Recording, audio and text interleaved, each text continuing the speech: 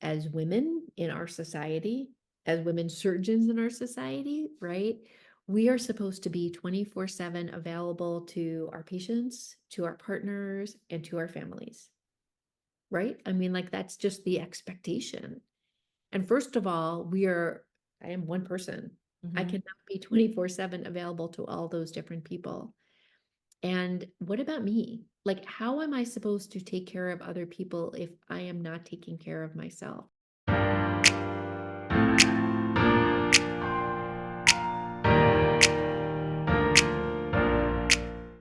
Hello and welcome back to the channel, or welcome to the channel if you're new here. I have the lovely Dr. Sharon Stein with us today. She is a colorectal surgeon and she is a coach who has created a beautiful community for women surgeons that I wish I would have had when I was a surgical resident. So we'll dive more into that today. But first, Sharon, thank you for joining me on the channel. Well, thank you for having me. I'm excited to be here, and it's always fun to talk to you. So, Yes, and I am delighted that our universe brought us together through being the mentor that I wish that I had, and now getting to share you with other people who I know are in that same situation that I was years ago as a woman surgeon with all these narratives in my head that we will debunk today. But before we dive into that, can you share a little bit more about yourself? I guess I will go back is that I've always had a non-traditional course. Like, I'm not someone who ever went the straight and narrow. I like doing things, my parents would probably say the hard way. And that was probably from like a really, really early age. But I graduated from college with no idea what I wanted to do, led backpacking courses, and ended up teaching ski school and teaching courses to people with disabilities. Started selling real estate, went back to school, did all my prerequisites so I could go into medical school, went to medical school, decided crazily to become a surgeon, and then kind of have bopped around the country. So I was at University of Colorado to Boston to New York and then back out to Ohio. 15 years in practice and kind of like did the things that I felt like I needed to do within surgery, did big cases, was associate program director for general surgery, was program director for colorectal surgery. And then at a certain point, really decided my values were not aligning with the system very well. Mhm. And through a course of, I would say, sometimes a death by a thousand cuts and Yeah. sometimes not, just decided that I needed to take a little break. Through my travels, had been doing a lot of professional development and coaching first for myself so I could like learn how to show up in spaces differently and do a better job of being the person I wanted to be. And then started facilitating programs and actually kind of had this idea, and I was doing it part-time while I was still working full-time as a surgeon, of coaching and doing professional development. And it's just kind of like changed those numbers. So now I'm doing coaching and have my one-on-one coaching program, the Intentional Surgeon, and then a women's only, I coach one-on-one men and women, but a women's only coaching program, group coaching program called the Surgeons Lounge, which I do with my colleague, Heather Broad. That is beautiful. And I was curious. I love your non-traditional path. I also is, I decided, I did everything I wanted to do there. And it's this evolution of career, right? And how did you determine that you wanted to shift a little bit? I think it was a number of different things. So, first of all, I saw a lot of pain in surgery, right? I saw so many people suffering, and I myself was suffering. I think I was angry a lot of the time. I think I was frustrated a lot of time with what was going on.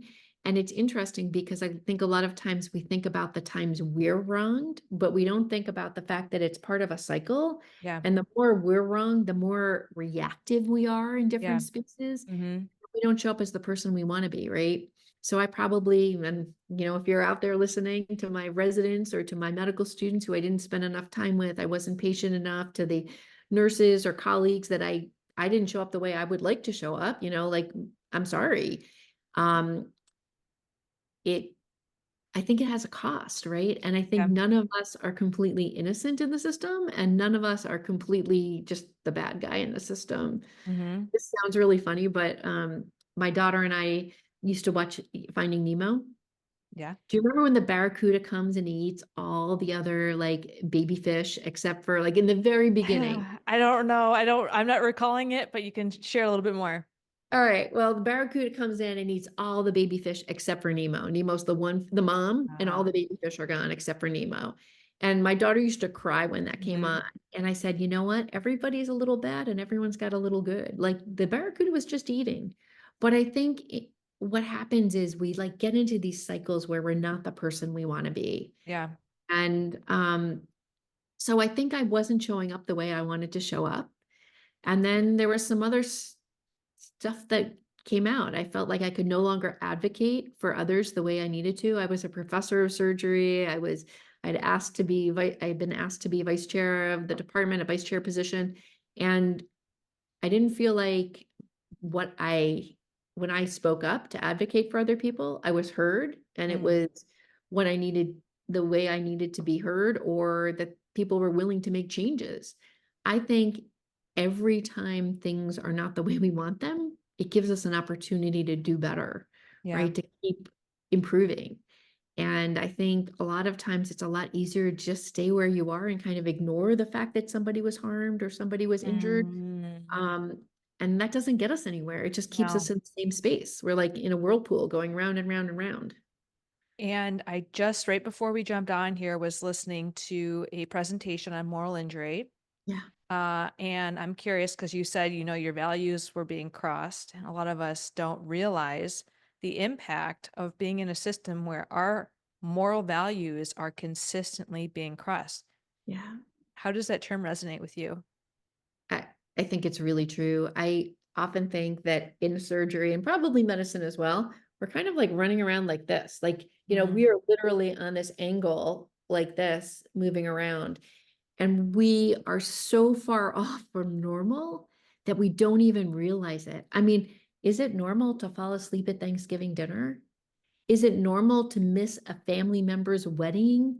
Is it normal to pronounce somebody dead or put your hands inside somebody's body cavity? Like, there's so many things that are abnormal about what we do.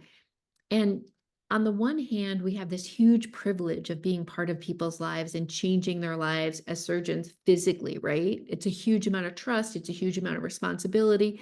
And I can understand why there's some things that are abnormal about that we have to perpetuate in order to be able to do those things. Hmm.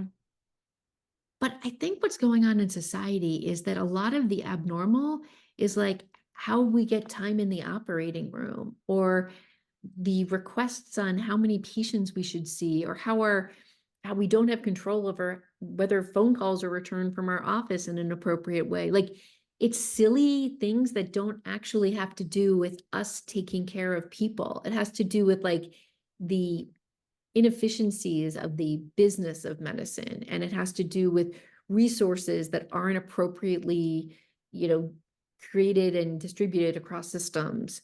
Hmm. And all of that just weighs on us and Yeah. weighs on us, weighs on us. And that's moral injury, right? Like there's a lot, not to mention the microaggressions or the macroaggressions or, the lack of speak up culture Yeah. or all of those things. Yeah, I find that burnout is overutilized. Like, I think some contributions of that lack of resource that aren't against your values per se on a moral level contribute to that exhaustion that is associated with burnout. I think that moral injury and PTSD are under discussed when it comes to the impact of those values that are psycho spiritual, like core beliefs being consistently crossed. And I didn't realize I was having such a strong reaction towards anything surgery. I was telling you earlier, like, even when I started this channel, I didn't want to talk about titles because there's just this very deep irritation within me. I'm like, this is not a normal reaction to hearing the word oral surgery or dentistry. And like, what is this? But Yeah. exactly to what you're speaking about is like I had to lean in and ask myself, like, what's truly going on here? And layer by layer, it was what you're saying. Like my values were consistently being crossed. I wasn't showing up the way that I knew myself to be or how I wanted to present in the world. So I really appreciate you showcasing how that impacted you because I'm sure people listening can resonate and maybe, moral injury is associated with shame and guilt, Yeah. and it perpetuates that cycle of unworthiness within ourselves. So I think the awareness and naming it is really important. I 100% agree. I 100% agree. And I think there is a lot of like, when we let ourselves down, there's a huge amount of shame, right? And the difference, I really am into the difference between shame and guilt, right? Yeah. Guilt is about a good person did something that maybe was bad, even if we want to use that word bad, right? Yeah.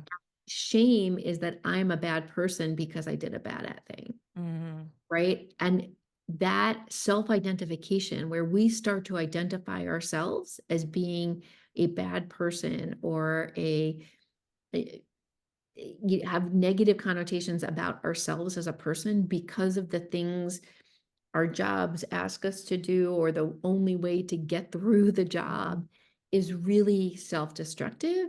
And I think, people can injure us morally, but I think it's when we've lost confidence in ourselves Yeah. that we're really in for like the hardest times. And I resonated a lot with what you have on your website with your seemingly incredible. I'm not no longer in surgery, so I'm not eligible for, but the people who are women surgeons are eligible to join this group, and the ones, the male and female that are considering working with you, like the narratives that really increase my suffering. You just highlighted them. And some of them's like, we must sacrifice ourselves. Like that is the key to success and worthiness. So that I can't be a surgeon and prioritize my wellness. That those No. two things don't go together. Like these are myths. So of course you're hearing this. I anticipate you might believe it's true so deeply that to even challenge it might be like, well, I'm going to resist challenging that because if I challenge that, then I'll be less of a surgeon, right? Well, let me give you an example. Like Yeah. we often do this where we say, okay, my family matters to me. So I must not be as good a surgeon as I want to be because I want to be there for my family for something. And I don't want to necessarily go back in for this reoperation or something. Hmm. This is not an all or nothing type of thing, right? I'm feeling guilt just listening to that. I'm feeling guilt, like, if that were my thought, I would feel guilty already, and of course, you're guilty wanting to be home with your family, you're guilty for not wanting to be in the OR because 'cause you're taught that you should wanna die in the OR doing surgery. Yeah, and the only way to be is that if your patient has to go back for a reoperation or needs an operation, maybe it's not even a reoperation, maybe it's a patient you saw in the clinic, and now the patient comes in with an emergent problem, and you should drop everything, no matter what that everything is, Mhm, and automatically be there rather than having trust and faith in your team of your partners who mm, could also take care of that problem, right? And then mm, you like, yeah, okay, do I go or do I not go? And if I do go, I'm resentful the whole time that I'm there and not with my mm, family. And if I don't go, then I'm not a good surgeon. Like I'm either not a good family member or I'm not a good surgeon. Like those are the only choices.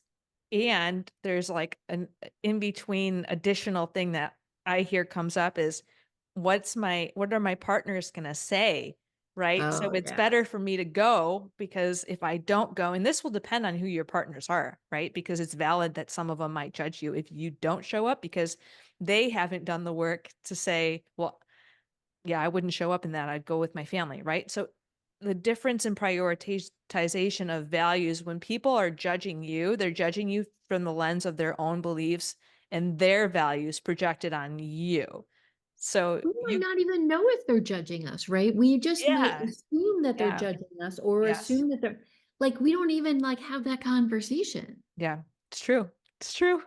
We just all of a sudden, I'm a bad person because I didn't go back to the operating room with my patient, or I'm a bad family member Mhm. because I left my family to go to the operating room. So I'm bad either way. Yeah, so what are the shifts? How does this come up in coaching and what's the next step? So I think it's about like one of the things I really, really have gotten into is a lot about your values, right? And your values are your bedrock. And it's like the foundation of your house, like the four different corners of your house that you are going to build the rest of your house about. Right? And I think what you need to do is you need to go back to your values again and again and say, okay, what do my values say to me? And I don't think there's a right or wrong answer about whether or not in that case you go back to the operating room or you don't go back to the operating room.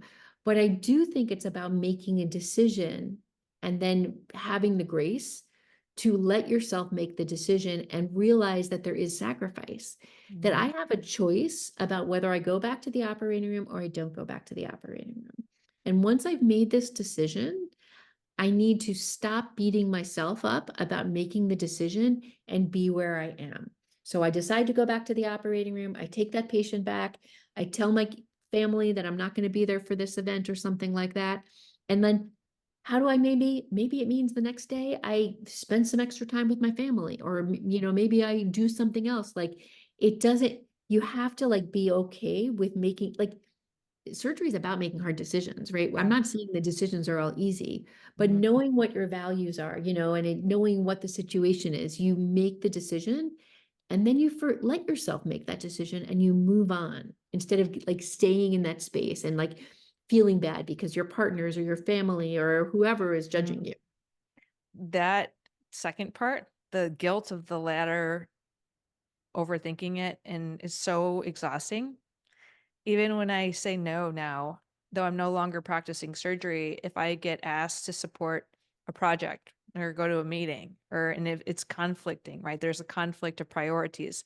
For whatever I say no to, I would go into this guilt and shame spiral, and it would just add to the emotional exhaustion. By the time that I have said no and been exhausted, I'm like, well, I could have probably put the energy Done into, the thing. right, done the thing. And then but the no, saying the no was the right thing. It was just learning to not experience the guilt. Like if it's a new skill, Yes. to say no to something, like even if you're clear, if you've been people pleasing, we have to unlearn all of these things that we believed. And there's discomfort in that process of being like, wow, everything that maybe was true for me before, that people pleasing was necessary in order for me to get to where I'm at or to keep myself safe.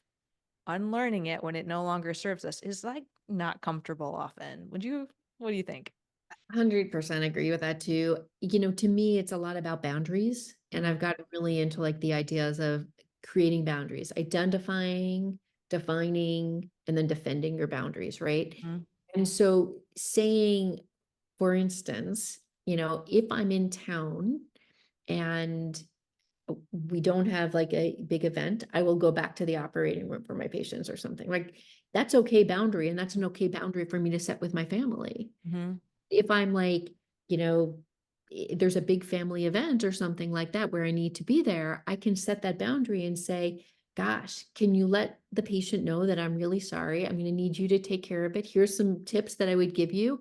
And then I'm going to let it go. Like, you have to be able to identify your boundaries and determine where they are.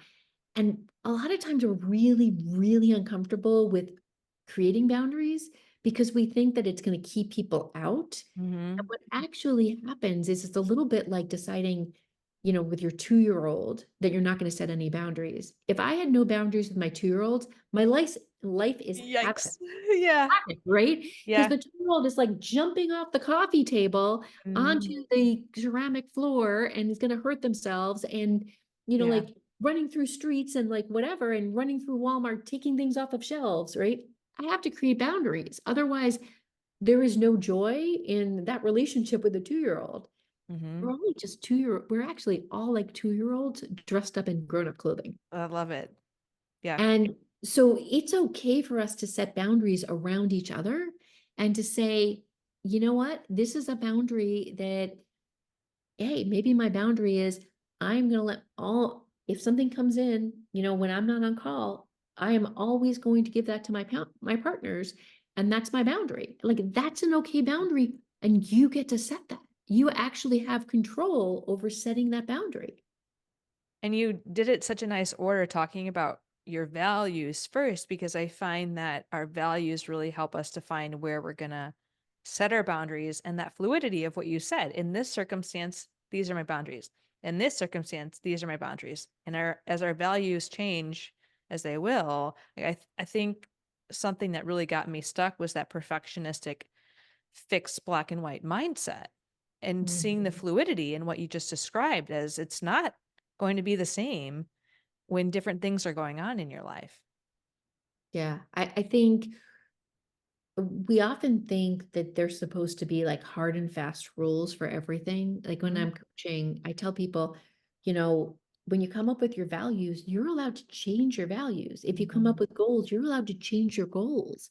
This is your life. It's not about like what you put on a piece of paper. Like it's about saying, hey, I have these four values, but now all of a sudden I have this great opportunity that doesn't necessarily meet with my values. So is this something that's worth putting effort into outside of my values? Or is it in fact that my values maybe are changing and I Mm. need to like define my values for myself? And that's going to help me in my new direction. It's fantastic to consider, and also thinking about when people are creating their values, like if it's the first time, what I would challenge them to say, well, are these truly my values, or are they the values that I think I should have? How often does that come up? Shoulds and oughts are like the worst, right? Like those are Yeah. like death to like coaching our shoulds and oughts. And Yes. so Gosh. focused on our like what we should do, what somebody thinks we should do, what we think we should do, we ought to, like whatever. Um, I encourage people when they first define their values to kind of try them on and Mm. like for a week or two or something like that, think about the decisions they make, right? And we all make a zillion decisions all the Yeah. time. Like, am I going to work out? Am I going to watch TV? Or am I going to eat? How does that relate to my values? Well, if my values are about spending time with the family, maybe it's sitting down for meals, and that is the highest use of my free time. If my value is about kind of more of a like my husband kind of almost meditates in front of the TV, like it's his downtime, right? And he needs that as like that's okay for his value to like be like I need my downtime to be able to do this. And for somebody else, it might be like that health, that adrenaline is like where they're going to get their energy. Mhm. Well, those are okay. It's just a matter of kind of like doing that. And again, it doesn't have to be the same every single time. You can, and those aren't big values, right? Like justice or things like that. But you can decide how you want to spend your time based on what comes up for you. And it's nice to think about, because I think people may not know where they're spending their time out of alignment. And so when you said try those values on, can you tell us more about what that looks like? So I think it's about figuring out as you go through the time, the decisions you make, do I stay in the office late to add on an additional meeting or do I come home?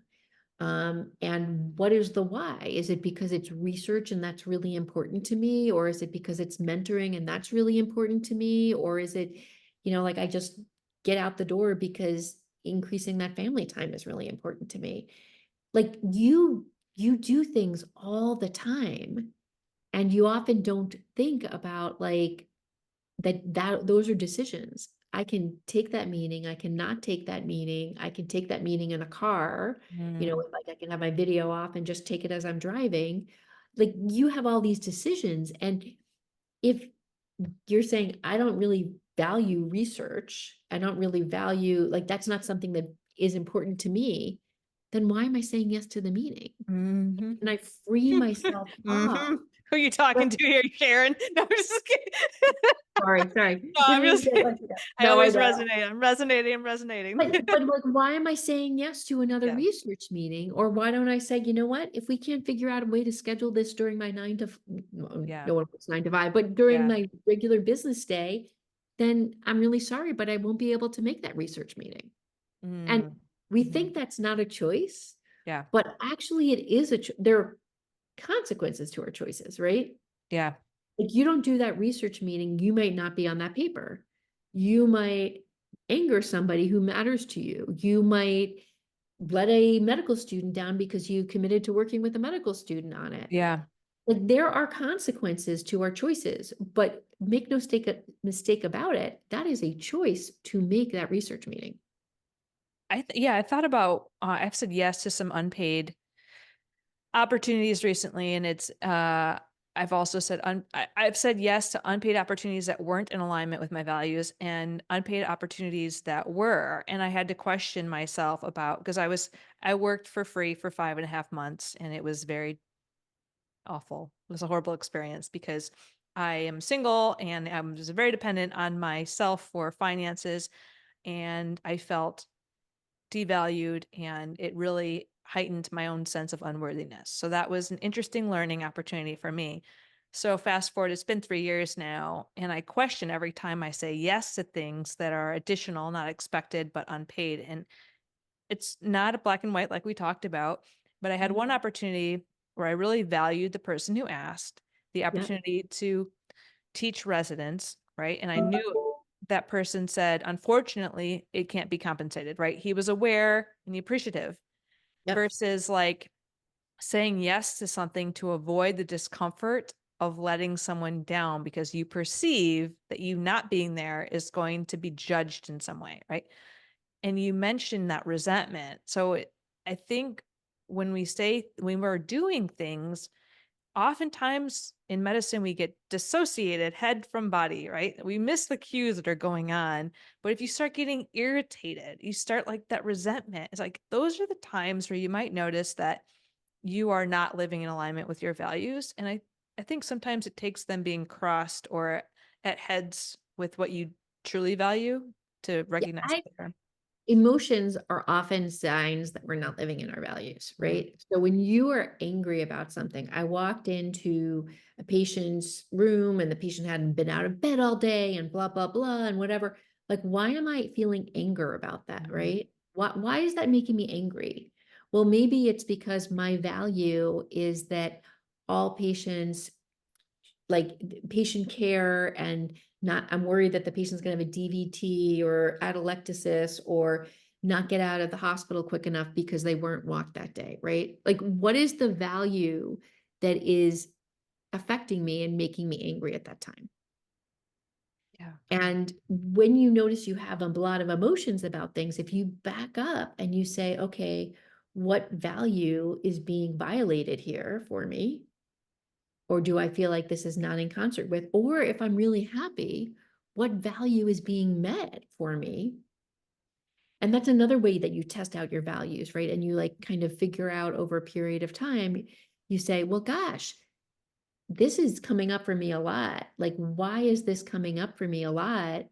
That I'm angry and angry and angry or frustrated, irritated, anxious. Like, what are those emotions coming up for? And what value are they speaking to? Mm, I love it to jot that down. And the other thing, I'm just looking at those things that were on your website that spoke to me. It's advocating for your needs are selfish.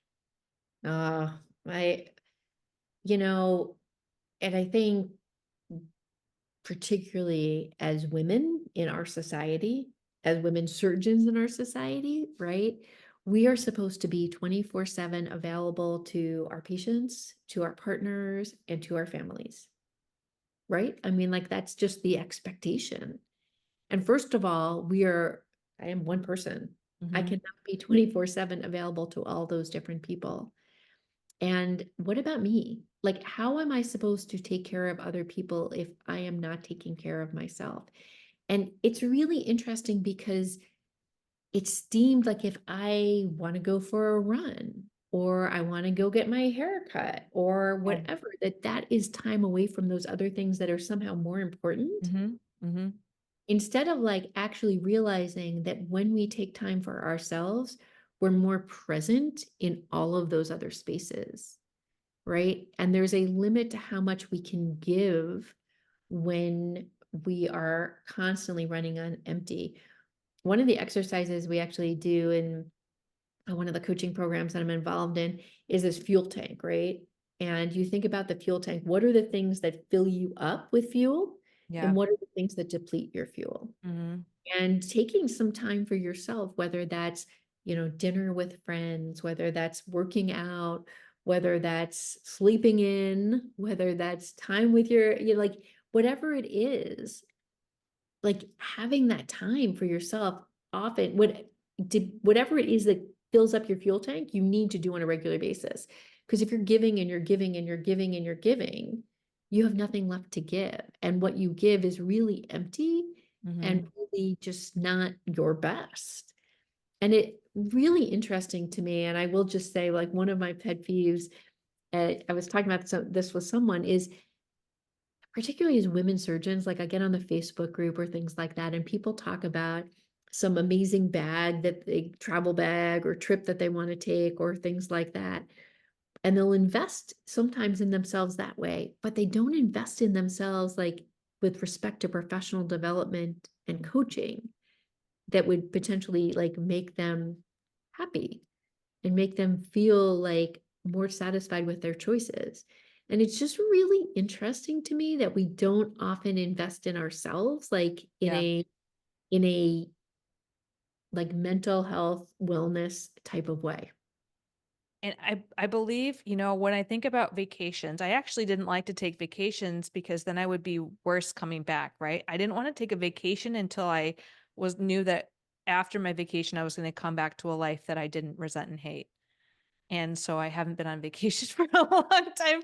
When I was in residency, it was a struggle, right? It was easier for me to just stay in the grind and normalize the grind than to sit back and look at it. And then I started to resent the people who didn't have to dive back into that. So it to me comes across. I was just listening to a podcast by Dr. Laura Sutton, and she talks about some point, she's a family medicine physician. At some point, she wanted to have knee surgery just to get a break and be in the hospital.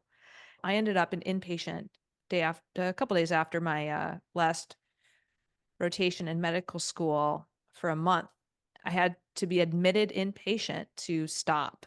And even then, I was applying for new jobs because I was in the military and I was pretty sure that they were going to medically discharge me, which happened. So every day I was like preparing for my appeal and like interviewing. And it's so fascinating. But the reason I mention that is because that vacation is a little bit of an escape for a temporary period of time. Whereas like coaching takes a little bit more work in the beginning, right, to get going and to feel the discomfort of challenging your thoughts for a longer term, more sustainable gain in my mind and my experience. I think you can have both. And you deserve like to have both, right? Yeah. Like we deserve to feel good about ourselves and our decision. And I actually think, and I've talked about this a bunch, is like you get a stimulus and then you have a reaction to your stimulus. And you have a choice about whether to actually respond using that reaction or to think about it, be intentional about it, and then respond to it in a way that you want to. Mhm. And for me, I think coaching has been really important in having like a little more pause and more like having the reserve in my fuel tank that I can stop, have a stimulus, and maybe something really is upsetting me. And Mhm. I get to decide how and when I want to react to it. Mm. Like just because you said something that made me angry or made me frustrated doesn't mean that I have to do the first thing that comes to my mind. Yeah. Mhm. I have choices there, and we have choices about everything. Like we have choices about whether or not to go in to see that patient. We have choices about whether or not I get angry when the OR desk tells me my case is delayed. We have choices about everything that we do. And again, consequences, yes, but choices, yes. And once you realize that you actually have that control, it's so empowering to like Mhm. actually decide that you get to, even if you make the same choice, if you Mhm. know you are making a choice, it's so much more empowering than just feeling coerced into a choice. I totally agree with you. Having awareness and having a sense of agency and getting back into the driver's seat. I had this tremendous psychic, and I fear that physicians with the higher suicide rate, I was very suicidal when I was a surgical resident because I felt trapped. And I think I started to get relief and hope. I had a psychologist at the time who, I thought I had to finish my residency or take my own life. Like my brain was too tired to think. I have a journal. I could not think of another option. And he's like, or I'm like, or what? Like these are my options. My life will be over if if I don't finish this residency because who am I? But to have somebody that gives you that glimpse of you are in control, like you have choices. You are not trapped. for me that really helped to extinguish a lot of that deep mental pain that was just so full of despair and hopelessness at the time. I'm so sorry that you went through that. I just, like it is so problematic that we have allowed ourselves to get into positions where we feel like we don't, where like those are choices that we're thinking about making. Like that is, it's tragic and it's so sad and we have to do better. Yeah, and I think just even, like, when I got into surgery, I thought that I needed to be superhuman, right? And that we normalized all of this work functioning and so sleep deprived, and a lot of it was chronic sleep deprivation, and you were talking about having partners and knowing that it's not all on you. Part of the things that were within my own control that I see years later that I could have reduced my own suffering was that when I was on call, I felt the weight of the world. Like, I have to save any patient that calls me, not considering how they're going to be stabilized in the emergency department. And I have like a whole team that's going to support me through that. Right. It was just this. And I know like the hyper responsibility, and a lot of us think that that's accurate and it's a fallacy. But the other thing that like kind of came to mind when you were saying that is that we think about surgery as a team sport or team activity, but we don't really act as a team, Mm. right? Like we really act as independent operators within a team. Like even the team in the operating room, like the nurse didn't do this, the nurse, we are a team. Like this is our team. And, whether it's calling a colleague in to help out with a case because you want a second set of eyes and people feeling like that's a sign of weakness, or if it's letting somebody else know that you're really struggling and you're thinking about taking your own life. Like, we need to normalize that we are a team and we sink or swim together, and Mhm. that most of these things that people are thinking are not in isolation. Like we need to build community and be there for community. And if you, I mean, I'm sure your listeners have, but like listening to Carrie Cunningham's talk at Yeah. the Mhm. Association of Academic Surgery, like Yeah. so meaningful. Like we need to be there for each other and we need to do that better. Yeah, her talk, and each year that I hear other people saying things that felt like it was just me, it's hard, but healing. So the gift of sharing your story is one, it's helpful if you process in a safe space, right? It can be re-traumatizing if you're going to process and a person's judging you and saying all this mean stuff, right? So I love Brené Brown. It says like vulnerability with boundaries, be strategic in who you share it with, but Yeah. also knowing that you're not alone in what you're going through. And during these transitions, when it goes from being med student to residency, residency to faculty member, job switches, right? Having a community to lean on, I found to be so pivotal in how different it felt when I was doing things alone, with that deep loneliness, and then having a supportive community. And that's one of like the really fun things I will say about that group coaching program is that there is a community, right? And all of a sudden you're like, we had talked a little bit before we got on and we started taping, but Mhm. so you hear the words you're thinking coming out of somebody else's mouth and you're like, oh, look, it's not just me. Like Yeah. that is so normalizing and so comforting. Not comforting that somebody else is suffering, but it gets rid of some of the isolation. And we shouldn't like, we shouldn't be isolated. Yeah. So let's hear a little bit more about that group. So what we do is we kind of actually just finished it a little bit, and we're starting off with like an intensive 4-hour session where people come on. We talk about values. That's one of the big things. We start building community where people are sharing with each other. We go through each, like every other week, we have a session. So 4 hours to start off, like this kind of thing where you build the community, you think about your values, you go off and you live your life, come back in 2 weeks. And then every other week we have a session and we talk about needs, we talk about emotions, we talk about goals, we talk about values, like all different topics together. So it's a little bit of a structured journey into yourself Mm. in this community that gets you, right? So it's really about figuring out where it is you want to go and what you want to do. And one of my favorite quotes is the quote from Alice in Wonderland, where she's talking to the Cheshire Cat, and the Cheshire Cat goes, "Which direction do you want to go?" And she said, "Which direction should I go?" Excuse me. "Which direction should I go?" And the Cheshire Cat goes, "Well, that depends where you want to go." Mm, Alice says, "Well, I don't know where I want to go." And then he says, "Well, it doesn't matter then." So if you don't know where it interesting. is you want to end up, you can take any path, right? Yeah. It doesn't matter. You have to know where it is you want to go. And if you don't have those values, you don't understand like your stimulus and response, you don't understand these things about yourself, then you're just kind of letting the water take you wherever it is it takes you.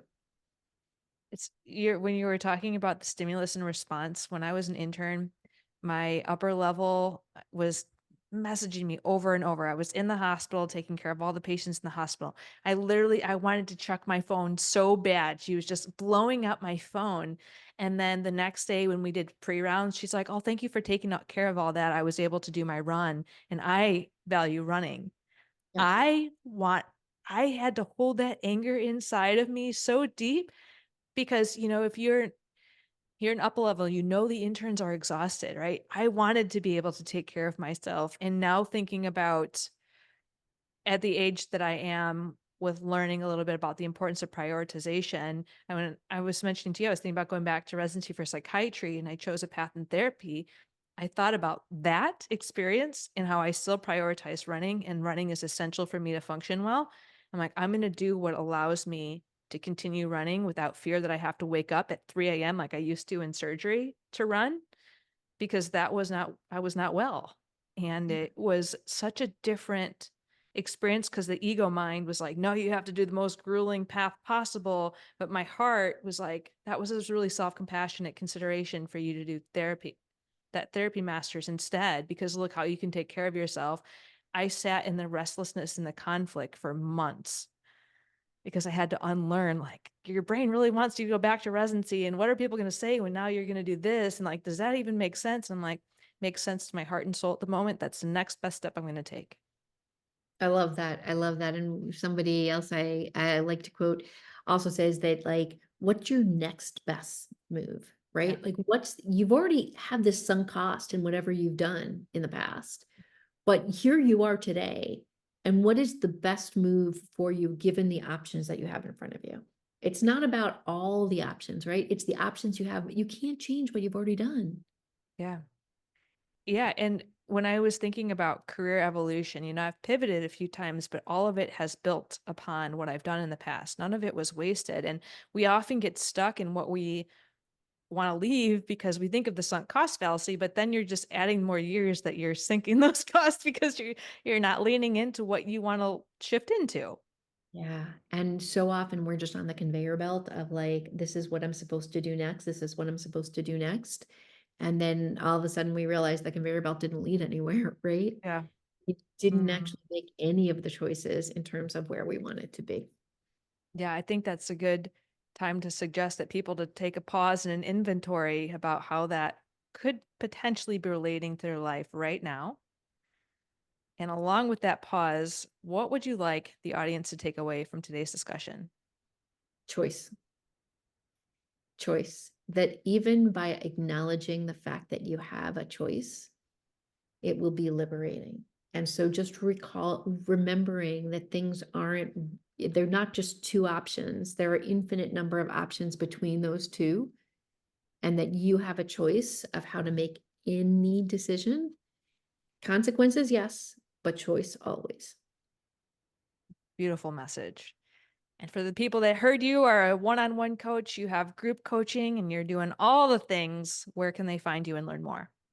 So you can find me on www.theintentionalsurgeon.com, and links from there from everywhere, and just started my own podcast. And so you can find me like on all the social media, and but you can find everything through the website, theintentionalsurgeon.com. Perfect. I will put that down in the description below. Thank you so much, Sharon, for being here. Thank you for having me. It's been such a pleasure. And for our audience who may have had some things that deeply resonated. We would love to hear from you. What's coming up? What thoughts, questions, or reflection you have? Share them down below. And until next time.